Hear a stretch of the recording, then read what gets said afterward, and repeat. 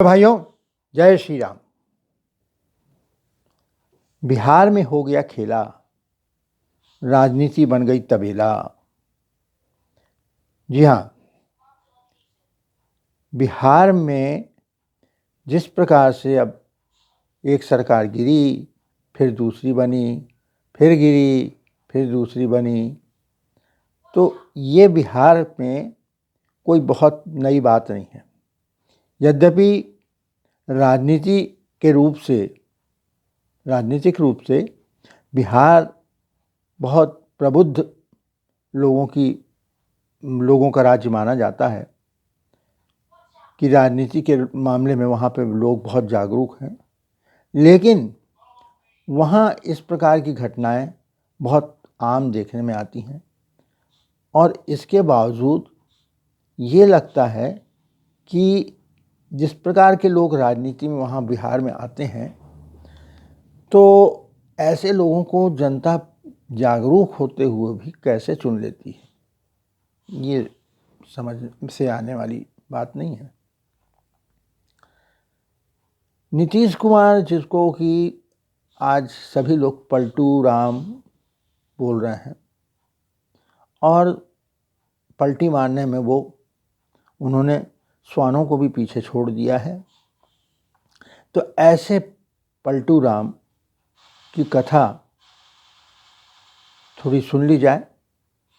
ये पलटू राम ने जब देखा कि मैं यहाँ मुख्यमंत्री के रूप में ही रह जाऊँगा, मेरी महत्वाकांक्षा जो प्रधानमंत्री बनने की रही है 2014 के पहले से, तो वो अधूरी रह जाएगी लगता है। इसलिए उसने भाजपा को ठेंगा दिखाते हुए सरकार गिरा दी और आरजेडी के साथ हाथ मिला के लालू यादव के 9वीं फेल लड़के को उप मुख्यमंत्री बनाते हुए एक नई सरकार बना ली। अब वहाँ पर रहते हुए उसको फिर असुरक्षा का भाव पैदा हुआ। पीएम बनने की ख्वाहिश तो थी ही, लेकिन साथ ही साथ इस बीच में हुआ क्या कि आरजेडी ने अपना पंजा फैलाना शुरू किया। तो उससे इनको ये लगा कि कहीं ऐसा ना हो कि आरजेडी वाले हमारे जदयू के लोगों को तोड़ लें और जदयू टूट जाए। तो ये असुरक्षा भी थी और पीएम बनने की ख्वाहिश भी थी। इन सब के चलते हुए उसने राज्यों के दौरे करने शुरू किए, उन राज्यों के खास तौर से जहाँ पर विपक्षी लोग हैं। वहाँ के विपक्षी मुख्यमंत्री नेताओं से मिलकर उसने एक बीजेपी से लड़ने के लिए एक गठबंधन बनाने का आइडिया लिया और एक नए गठबंधन का जन्म हुआ, जिसका नाम इन लोगों ने इंडी अलायंस रखा। अब इंडी अलायंस तो बन गया, मीटिंग भी हो गई पटना में, लेकिन उसके चेयरपर्सन बनने की बात कुछ तय नहीं हुई थी। अब इनके मन में तो लड्डू ये फूट रहे थे कि मैं इसको बना दिया जाएगा, लेकिन कुछ हुआ तो नहीं। तब बेंगलोर जाने के लिए, जब बेंगलोर में मीटिंग थी, तो बेंगलोर की मीटिंग के लिए ये लालू यादव इनको ले गए अपने साथ। बोले चलो मैं तुमको वहाँ पे बनवाऊँगा, सोनिया जी भी वहाँ रहेंगी, तो सोनिया जी से मैं बात करूँगा और तुमको वहाँ बनाऊँगा। उनके दिमाग में यह था कि इसको वहाँ का चेयरपर्सन बना दिया जाए, अध्यक्ष बना दिया जाए, और मेरे बेटे को सीधे सीधे उप मुख्यमंत्री से प्रमोट करके मुख्यमंत्री बना दिया जाए। ये लालू यादव के दिमाग में चल रहा था। अब वहाँ पहुँचे बेंगलोर, तो बेंगलोर में मंच में कुछ और ही नज़ारा था। मंच को कब्जे में ले लिया था कांग्रेस ने। राहुल गांधी, सोनिया गांधी, खड़गे, इन्हीं लोगों के पोस्टर पूरे बेंगलोर में लगे हुए थे। नीतीश कुमार का नामो निशान नहीं था, जिसने इतनी मेहनत करके लोगों को इकट्ठा किया था। वहाँ जाके इनको निराशा हाथ लगी। उसके बाद क्या हुआ कि मीटिंग चल रही थी और इनको लगा कि अब हमको नहीं बनाया जाने वाला है, तो वहाँ से ये लोग निकल लिए। मीटिंग के चलते ही ये कहा गया कि हमारे प्लेन का समय हो गया। अरे जब आपका चार्टर्ड प्लेन था तो उसमें क्या का समय, तो आपका है, जब भी आप चाहें तब जाएं। तो ये वहाँ से भाग लिए। इनको अब ये समझ में आ गया कि अब हमारी यहाँ पे दाल नहीं गलने वाली। तब यहाँ पर फिर एक नया खेल हुआ। ममता बनर्जी, केजरीवाल ने खड़गे को आगे कर दिया कि यही हमारे आगे पीएम के भी कैंडिडेट होंगे। अब ये बात पूरी तरह से मुहर लग गई कि नीतीश कुमार का रोल ख़त्म। खड़गे भी अगर बनते भी हैं तो रहेगी तो उनकी डोर सोनिया गांधी के हाथ में, राहुल गांधी के हाथ में। वो तो ऐसा गुड्डा है, जैसा वो नचाएंगे वो नाचेगा। तो ऐसी स्थिति में नीतीश कुमार को लगा कि अब हमारे को यहाँ रहने से कोई फ़ायदा नहीं। मैंने गलती की जो मैंने बीजेपी का दामन छोड़ दिया।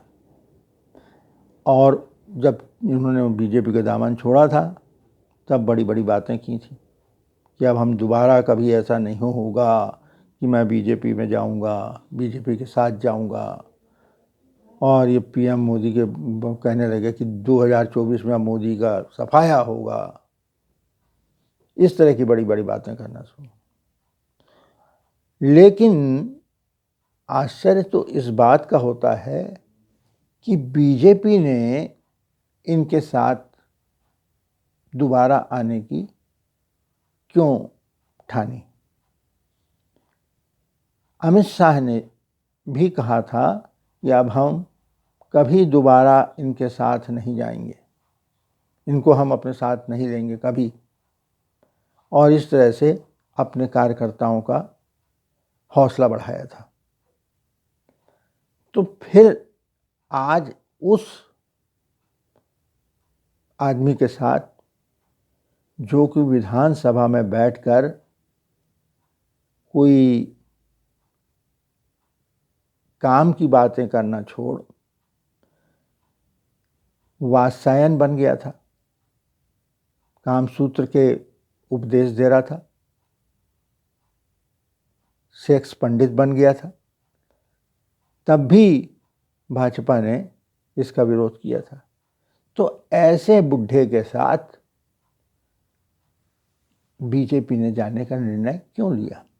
भले ही लोग इसमें कहें कि ये सब राजनीति है, राजनीति में कोई दोस्त नहीं होता, कोई दुश्मन नहीं होता, राजनीति में सब कुछ जायज़ होता है, होता होगा, सही बात है।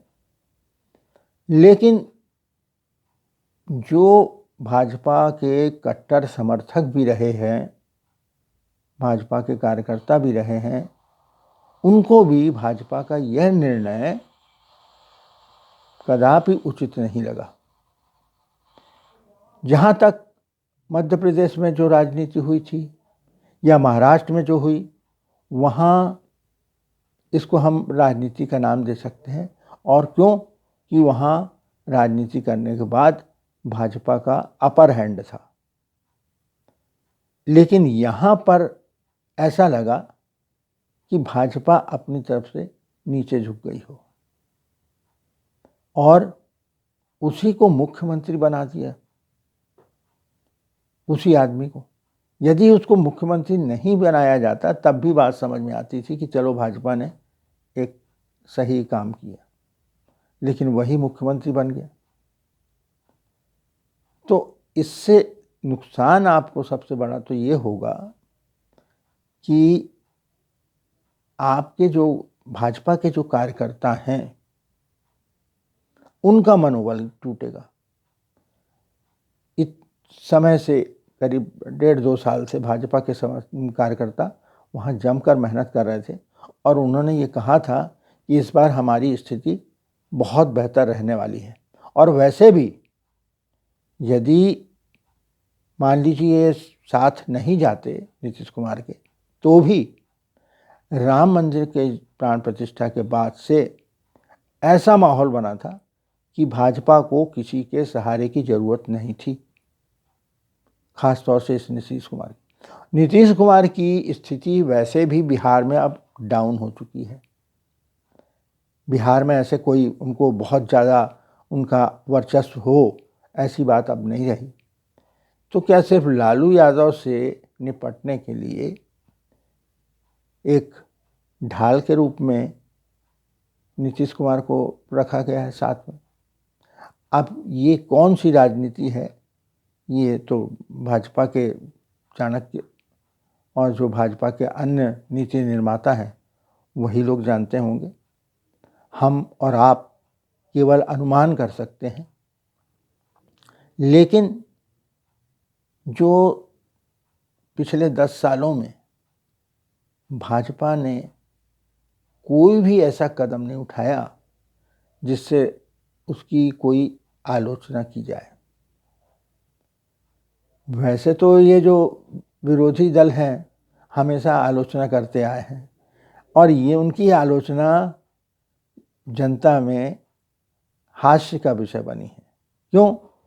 कि वो विरोध करने के लिए विरोध करते हैं। मोदी जी का विरोध करना है, भाजपा का विरोध करना है, इसलिए मोदी जी ने जो भी काम किया उसका विरोध करो।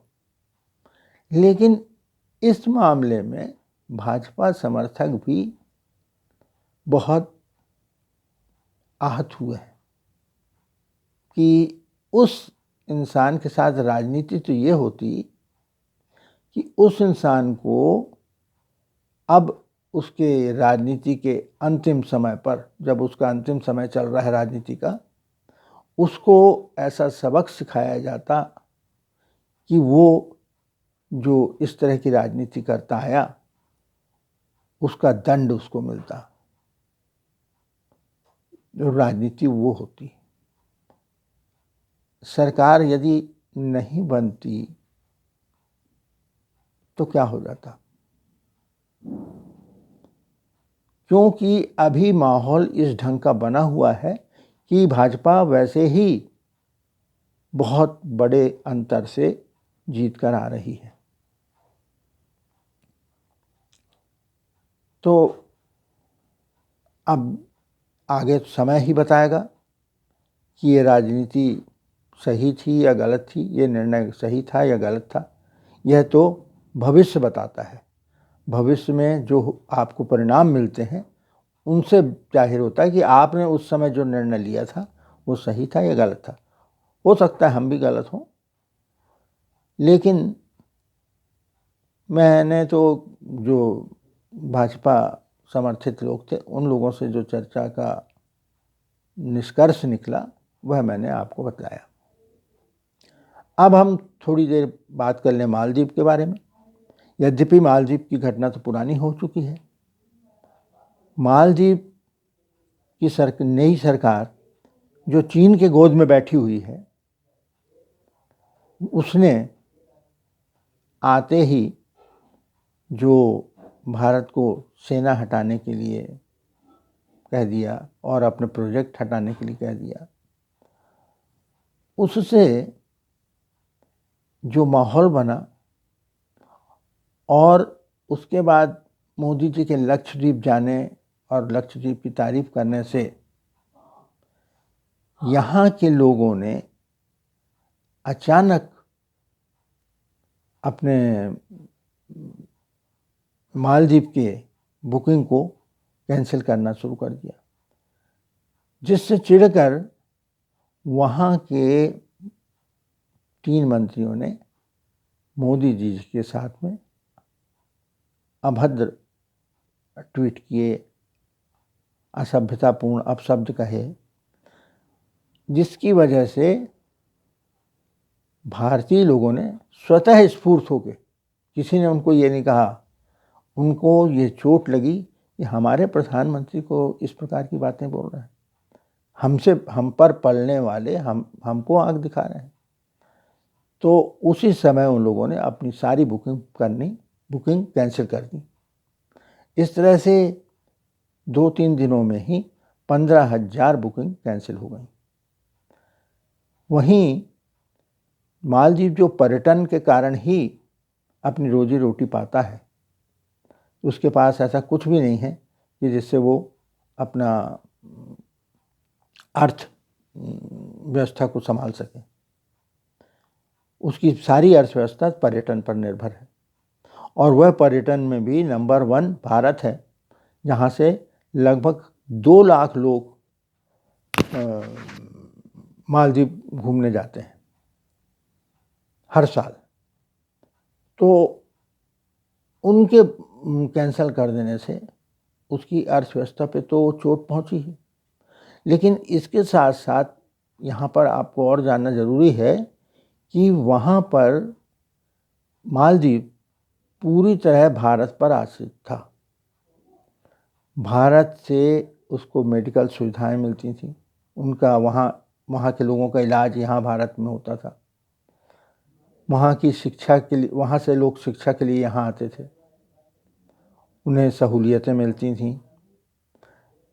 और तो और पीने का पानी तक भारत ने उपलब्ध कराया था।